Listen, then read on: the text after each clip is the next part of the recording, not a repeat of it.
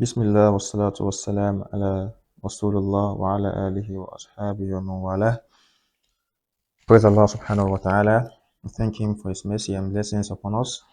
Inshallah, today we'll be looking at the topic Al-Ghuslu in the book Al-Fiqh. Al-Ghuslu. Al-Ghuslu. Al-Ghuslu simply means ritual bath. The bath that we take when we are impure. It's called Al-Ghuslu. So these are the new words, Al-Kalimatul Jadida, the new words. When you say ta'amim means to generalize something or to overwhelm something or to make something, to cover up something. Ta'amim, to cover up. I'tazala. I'tazala means to do away from someone or to neglect someone or something. I'tazala. Ya'tazilu is the present tense. Gomrun. Gomrun means overflowing, be it a river or something. It's called overflow, overflowing. Al-mujzi means something that is sufficient. That is, you don't need much, you just need little. If you do little, it is okay for you. It's al-mujzi, something that is sufficient. Just little thing that is sufficient. Al-qur. Al-qur means elbow. Your elbow is called al-qur. Al-jamb. Al-jamb can mean side, be it your side, or it can mean waist. So depending the context. So if it is the context that will make us to know what to translate it with. Is it waist or side? Ata has a lot of meaning, more than 20 meaning, different usage. So ata yati, aha. So they put in brackets that the ata they are referring to is for al-mar'ah, the one used for female. The one used for female, that is to approach a lady. That is to meet one's wife, to have sexual intercourse with one's wife. It means ata. Al-ayman means right. Your right side. You have the left side and your right side. So al-ayman means the right side. Tafakkud means is a masdar, is a gerund. So that is searching for something or inspecting, doing inspection, to inspect about something or to look for or to search for something is tafakkud. Ittahara means to become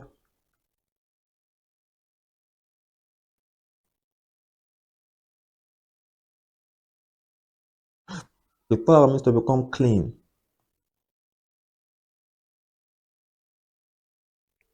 To become clean or to become pure. Inqita', that is the end of something. Inqita', the end. This intiha, the same thing. Mujibat means you have mujibat salat, the compulsory things that are what? That are wajib, from wajib. Mujibat, what are compulsory. So the compulsory things are called the mujibat. Mahid means menstruation. That is the monthly flow of blood from a woman. It's called mahid. Ha'id means the one that is having menstruation. That is the woman having the menstruation is called ha'id, a menstruating woman.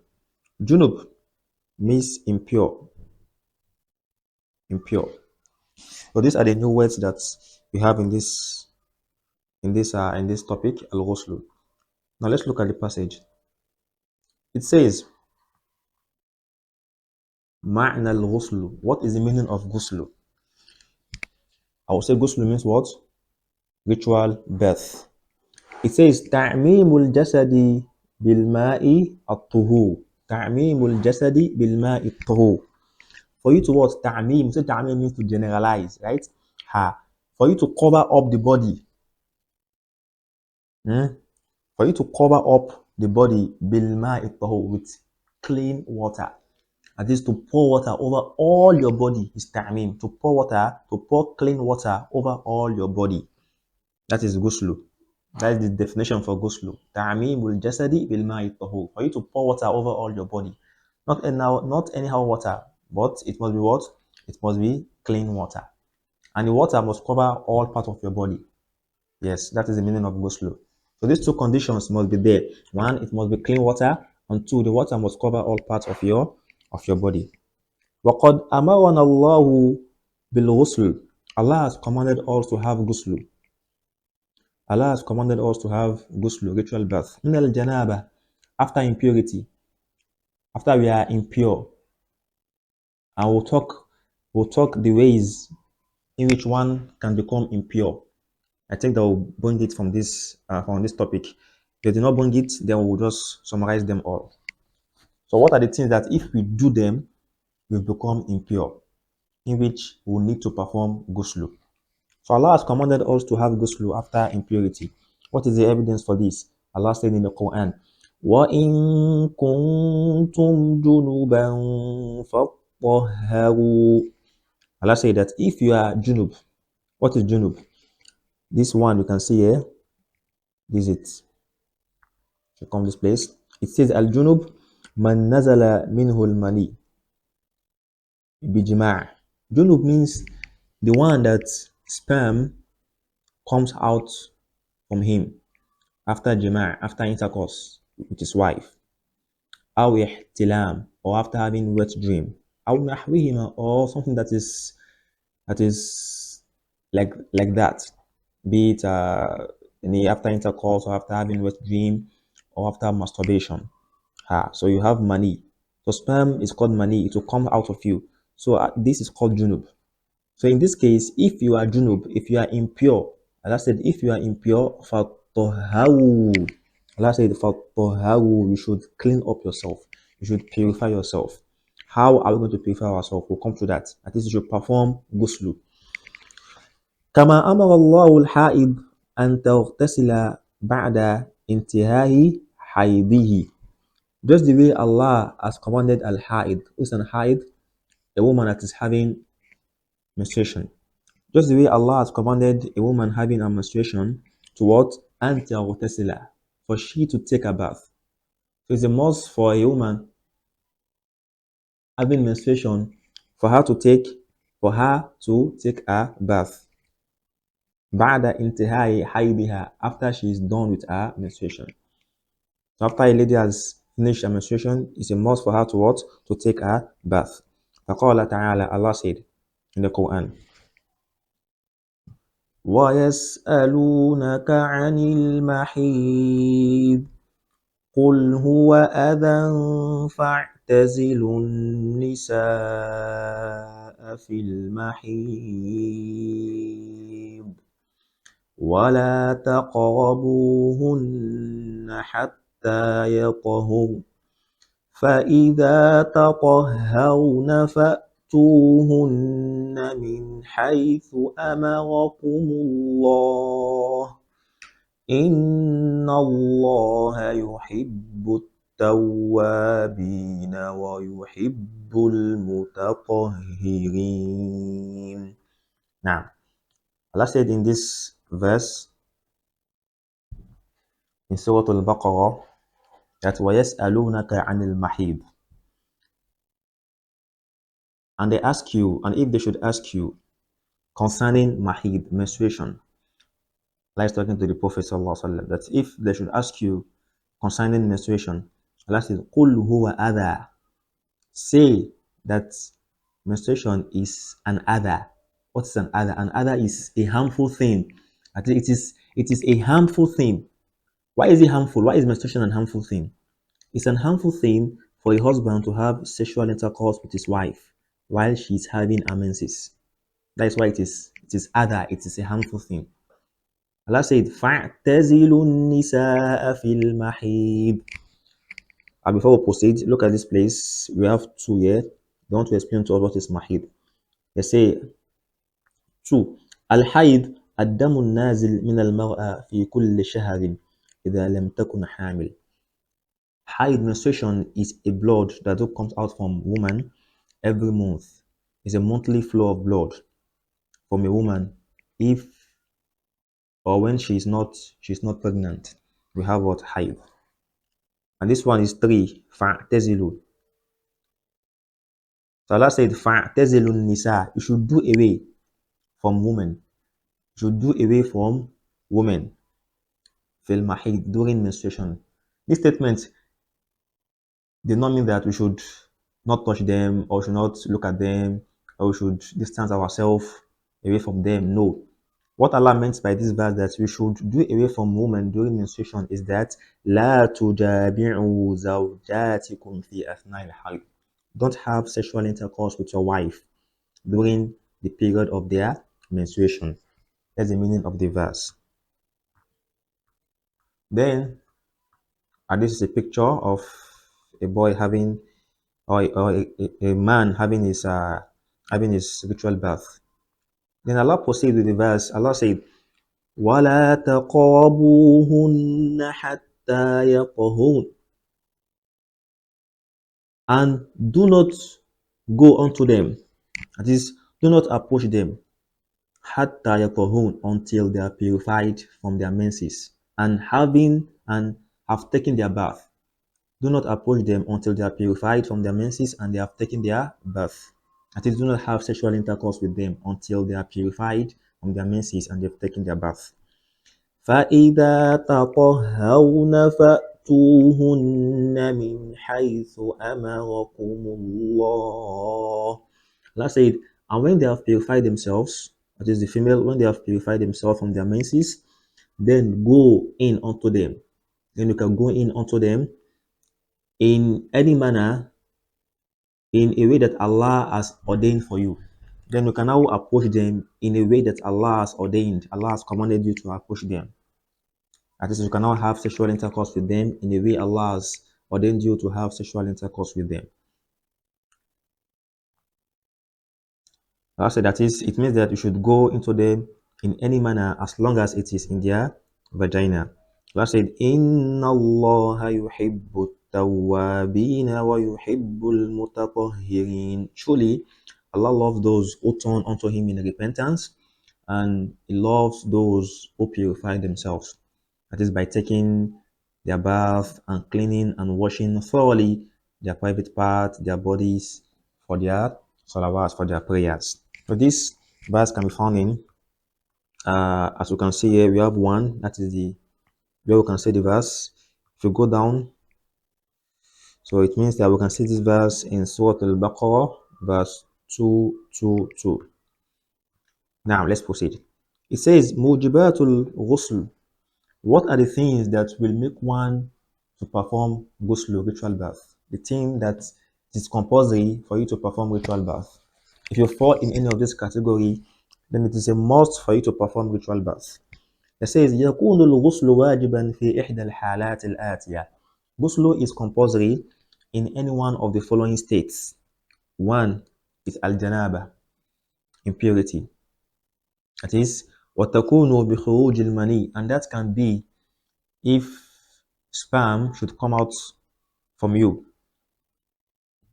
أو بالجماع, or it can be after having sexual intercourse with your spouse.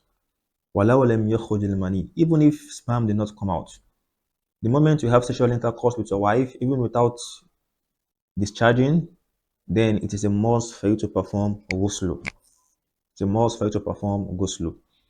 Allah said, وَإِن كُنتُمْ جُنُبًا فَطَهَّرُوا, and if you are impure, you should purify yourself. If you are impure, that is, if you are junub, Allah is junub here. And junub means what? The coming out of mani. Even if mani did not come out, you must perform ghusl. فَطَهَّرُوا, you should purify yourself. That is one. Two, انقطاع دم المحيض or دم الحيض.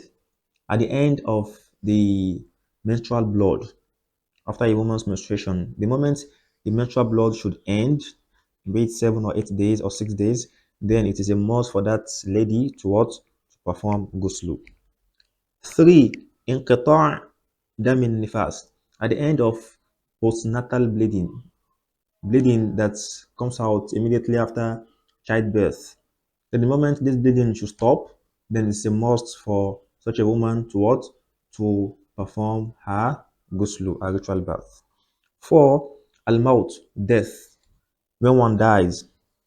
فإذا مات المسلم وجب تغسيله. If a Muslim should die, it is a must for us to what?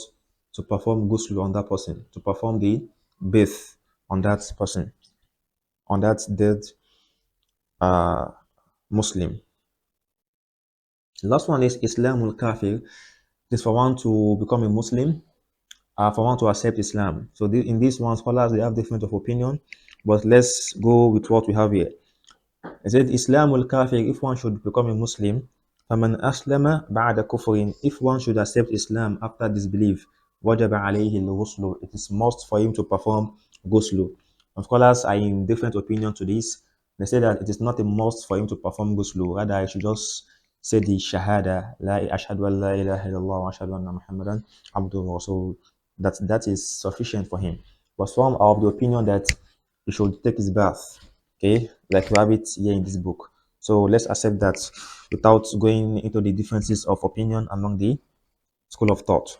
Now, so it's a must for him to what? To perform ghusl after having accepted Islam. So these are the 5 states whereby one will need to perform ghusl. If one should find himself in any of these category, then it is a must for him to perform ghusl. Now, this ghusl, how is ghusl being performed? We are hearing ghusl, ritual bath, ritual bath. Is it like our normal bath that we take if we are preparing for work or school or any outing, or it has a special way we can take this bath? Let's look at this. It says Sifatul Ghusl, the description of ghusl. One, the first thing you have to do before you take your ghusl is what? They said the first thing that you must do as a Muslim, you must have your intention. Okay, let's go. It said at tasmiyah, you say Bismillah. Once you're in your bathroom, you say Bismillah. وغسل اليدين إلى الكوعين ثلاثا. Then you have to wash your hands. You have to wash your hands up to the elbow. Up to the elbow 3 times. You wash your hands up to the elbow 3 times. قبل إدخالهما في الإناء. Before you insert those hands into your bucket or your vessels that you want to use in taking your bath. So now this one can only come in if you are taking your bath with a bucket or with a vessel. But if you are using a shower or a tap, whereby you don't need to insert your hand into any bucket, then I don't think we'll need this first step. So this first step can only come in if you are using a bucket or a vessel to take your bath. But if you are using a shower, then you don't need to wash your hands up to the elbow. So this step will only come in if you are using that, so that you can what? You can clean up your hand. مع نية الغسل. So you must also have the intention for ghusl. The intention is that, and the intention should not be said aloud. Now, way to ghusl. No, no, no, no. Your intention is your mind. Allah knows your mind. Allah knows what is in your heart. So you just have the intention that you want to take your bath after having finished your, be it menstruation or postnatal bleeding or any other impurity that you finished. So you just have the intention, and then you start your step. So that's the first step, intention. Then number 2 is izalatu ma ala al-jismi min adha. For you to remove what is on your body in terms of impurity, be it sperm or blood or stain of blood or any impurity that you can see in your body, you will remove it by washing it off with water. That's the second step. That can also be what is around your private part in terms of impurity. You also wash that off.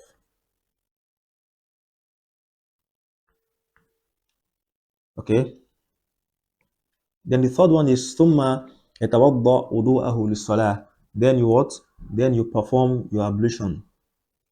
The normal way you perform ablution for salat, you perform your ablution. Then the fourth one, غسل الرأس ثلاثة. Then if you are done with performing your ablution, then you perform ablution, but you will not wash your feet. You wash your hand, your mouth, your nose, your face, your hands to the elbow, your head. Then you leave your feet. You will not wash your feet. The feet will be the last thing you are going to do. So if you are done with the ablution, then you what? غسل الرأس ثلاثة. Then you pour water over your head again 3 times, making sure that water gets into the scalp of your head. You wash your hair 3 times.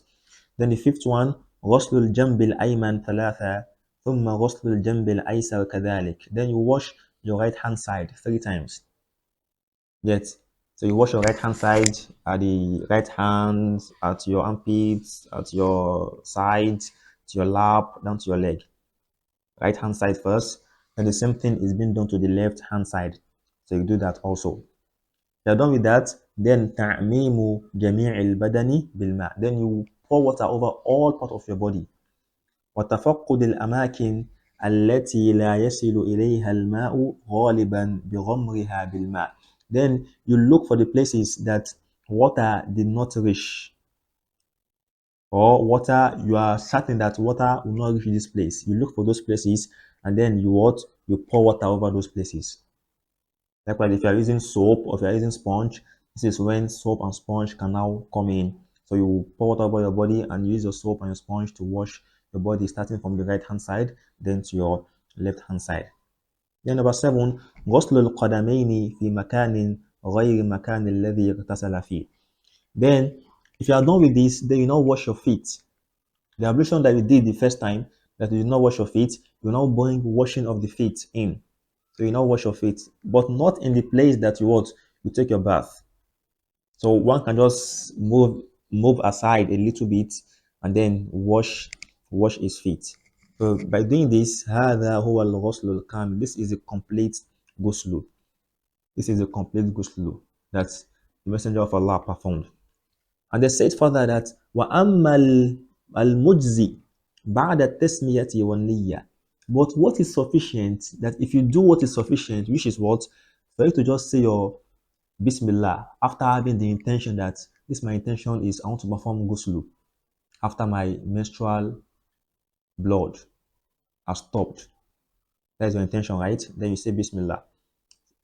After that, فهو أن يغسل جميع بدنه بالماء الطهور مرة واحدة. Then you pour water over all your body once. You wash your body once, be it with soap or with sponge. You pour water over all your body after having the intention and after saying Bismillah.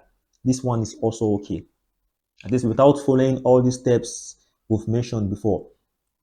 So you enter your bathroom, you have the intention, you say Bismillah, and you pour water over all your body, you wash your body with soap and sponge. This one too is also sufficient. But the best is to follow the steps that we've mentioned earlier. Lastly, they said, Hikmatu al-ghusl. What is the wisdom behind performing ghusl? 1. Al-ghuslu yutahhiru al-badan. Ghusl will purify your body. You'll be clean. You come out clean. وَيَجْعَلُ الْمُؤْمِنَ نَظِيفًا, and it will make a believer in Allah to become clean and to become neat. حِينَ يَقِفُ بَيْنَ يَدَيِ اللَّهِ فِي الصَّلَاةِ. When you stand in front of Allah in salat. So you stand in front of Allah while you are clean and pure. That is part of the wisdom behind performing ghusl. Secondly, يُجَدِّدُ نَشَاطَ الْجِسْمِ. It will renew the activeness of your body. Your body will become strong. وَيُبْعِدُ عَنْهُ غَوَائِحَ الْكَرِيهَةِ. And it will distance you away from bad odor, repugnant odor, smelling things. So your body will be clean, and it will also distance you away from smelly things. These are what we want to learn in this lesson. Al-Ghusl, Allah subhanahu wa ta'ala make it beneficial, and may give us the opportunity and the means to practice all what we've learned. إنه ولي ذلك والقادر عليه. أقول ما تسمع واستغفر الله لي ولكم ولسائر المسلمين. سبحانك اللهم وبحمدك أشهد أن لا إله إلا أنت أستغفرك وأتوب إليه. السلام عليكم ورحمة الله وبركاته.